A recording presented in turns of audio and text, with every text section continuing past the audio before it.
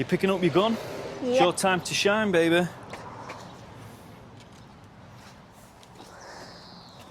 So you've been watching how I've been doing it, haven't you? You sure of that though, don't you? Yeah.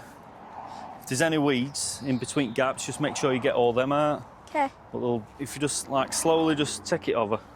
I'll help you though. Right, let's start this up.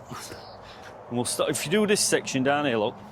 Yeah. Come along here, and we'll go into there, and then we'll come back and we'll just do this section down here. Because hot water's just going to want to run that way, and then further down.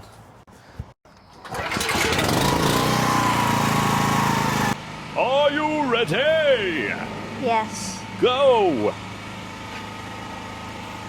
Hold it down, that's it, hold it down towards the bottom. Yeah. You've not got to squeeze it, don't you?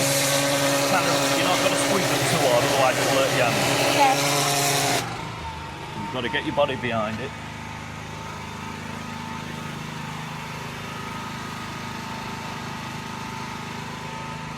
Obviously you felt power on it then, didn't you? Yeah.